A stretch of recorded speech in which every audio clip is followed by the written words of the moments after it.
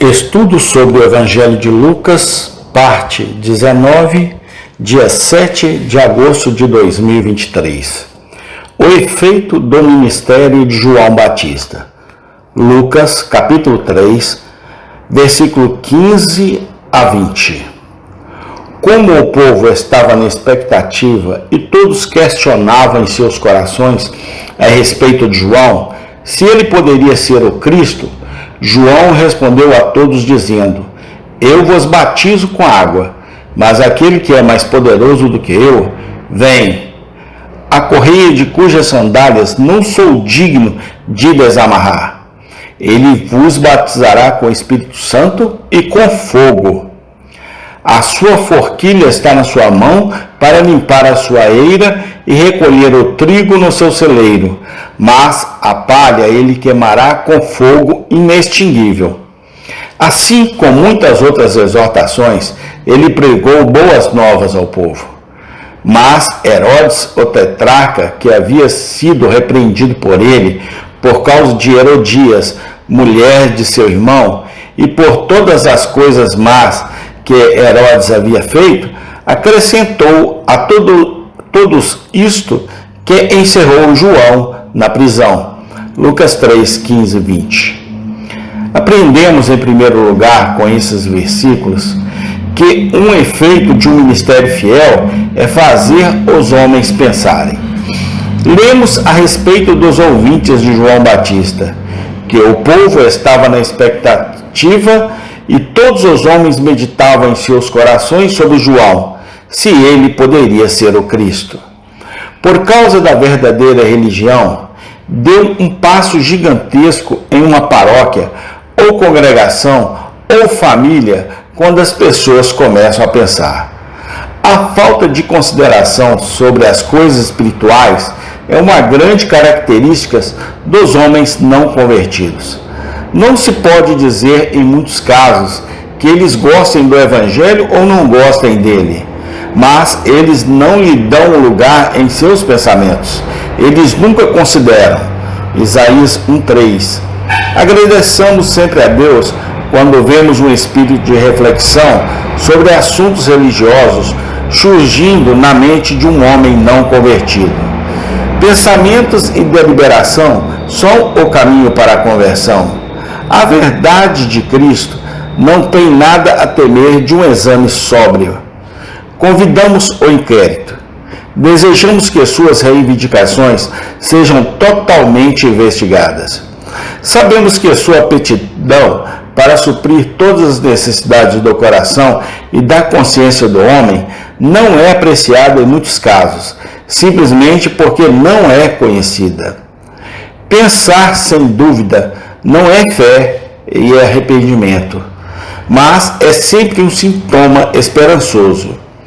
Quando os ouvintes do Evangelho começam a refletir em seus corações, então devemos bendizer a Deus e ter coragem. Aprendemos, em segundo lugar, com esses versículos, que um ministro fiel sempre exaltará Cristo. Lemos que quando João viu o estado de espírito em que seus ouvintes estavam, ele lhes falou de um vindouro muito mais poderoso do que ele. Ele recusou a honra que viu o povo pronto para lhe dar e os encaminhou para aquele que tinha o garfo joirar na mão, o Cordeiro de Deus, o Messias. Conduta como essa sempre será característica de um verdadeiro homem de Deus. Ele nunca permitirá que nada seja acreditado a ele, ou o seu ofício que pertence ao seu divino mestre. Ele dirá como Paulo: Nós não pregamos a nós mesmos, mas a Cristo Jesus, o Senhor, e nós mesmos, vossos servos, por amor de Jesus. 2 Coríntios 4, 5. Elogiar Cristo, morrendo e ressuscitando para os ímpios, para tornar conhecido o amor e o poder de Cristo para salvar os pecadores, este será o princípio objetivo de seu ministério. Ele deve aumentar, mas eu devo diminuir. Será um princípio dominante em toda a sua pregação. ele ficará satisfeito que seu próprio nome seja esquecido, enquanto Cristo crucificado for exaltado.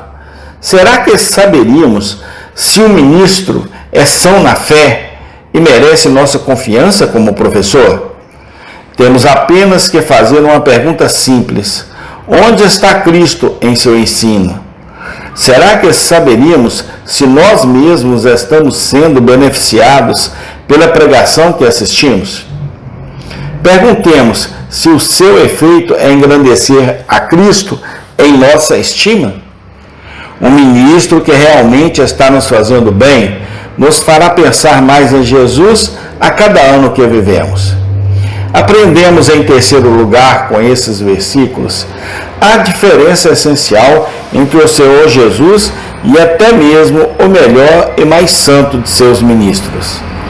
Temos isso nas palavras solenes de João Batista: eu realmente vos batizo com água, mas ele vos batizará com o Espírito Santo.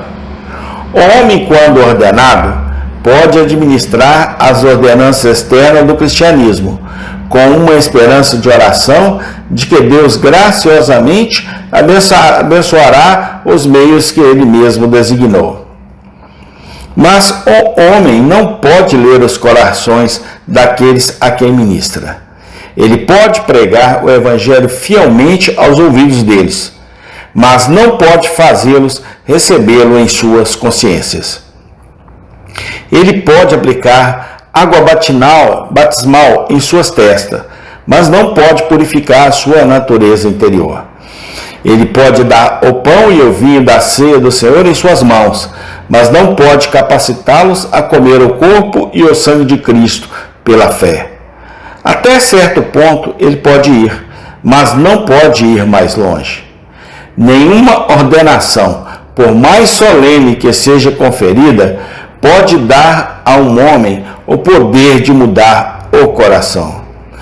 Cristo, o grande cabeça da igreja, só pode fazer isso pelo poder do Espírito Santo. É seu ofício peculiar fazê-lo, e é um ofício que ele não delegou a nenhum homem. Que nunca descansemos até que tenhamos provado por experiência o poder da graça de Cristo sobre nossas almas. Fomos batizados com água, mas também fomos batizados com o Espírito Santo. Nossos nomes estão no registro batismal, mas também estão no livro da vida do Cordeiro. Somos membros da igreja visível, mas também somos membros daquele corpo místico do qual somente Cristo é o cabeça. Todos esses são privilégios que somente Cristo pode nos conceder, e para os quais todos que desejam ser salvos devem fazer aplicação pessoal a ele. O homem não pode dá-los. São tesouros depositados nas mãos de Cristo. Dele devemos buscá-los pela fé e oração, e crendo que não buscaremos em vão. Aprendemos em quarto lugar nestes versículos a mudança que Cristo operará em sua igreja visível em sua segunda aparição. Lemos nas palavras figurativas de seu precursor que ele limpará completamente sua eira e recolherá o trigo em seu celeiro, mas ele queimará a palha com fogo inextinguível. A igreja visível é agora um corpo místico, um corpo misto. Crentes e incrédulos, santos e profanos, convertidos e não convertidos, estão agora misturados em todas as congregações e muitas vezes sentam-se lado a lado. Ultrapassa o poder do homem para separá-los. A falsa profissão de fé muitas vezes é tão parecida com a verdadeira profissão de fé, e a graça é muitas vezes tão fraca e débil, que em muitos casos o discernimento correto do caráter é uma impossibilidade. O trigo e o joio continuarão juntos até que o Senhor Jesus volte, mas haverá uma separação solene no último dia. O julgamento infalível do Rei dos Reis, por fim, separará o trigo do joio e os dividirá para sempre. Os justos serão reunidos em um lugar de felicidade e segurança. Os ímpios serão lançados à vergonha e ao desprezo eterno. No grande dia da peneira, cada um irá para seu próprio lugar. Que possamos muitas vezes ansiar por esse dia e julgar a nós mesmos para que não sejamos julgados pelo Senhor. Que possamos dar toda diligência para garantir nossa chamada e eleição e saber que somos o trigo de Deus. Um erro no dia em que o piso for purgado será um erro irrecuperável. Aprendemos, por fim, com esses versículos, que a recompensa dos servos de Deus muitas vezes não está neste mundo. Lucas encerra seu relato do ministério de João Batista, contando-nos sobre sua prisão por Herodes. O fim dessa prisão, sabemos de outras partes do Novo Testamento, por fim levou João a ser cruelmente decapitado. Todos os verdadeiros servos de Cristo devem contentar-se em esperar pelo seu salário. Suas melhores coisas ainda estão por vir. Eles não devem considerar isso estranho se encontrarem um tratamento severo do homem. O mundo que perseguiu a Cristo nunca hesitará em perseguir os cristãos. Não se surpreenda se o mundo te odeia. 1 João 3,13. Mas vamos nos consolar com o pensamento de que o grande Mestre colocou no céu para o seu povo coisas que ultrapassam o entendimento do homem. O sangue que seus santos derramaram em seu nome será contado por um dia. As lágrimas que muitas vezes fluem tão livremente por causa da crueldade dos ímpios, um dia serão enxugadas de todos os rostos. E quando João Batista e todos os que sofreram pela verdade estiverem finalmente reunidos, eles descobrirão que é verdade que o céu compensa tudo. Amém e amém. Tem continuação. Deus abençoa a nossa semana, ó Pai.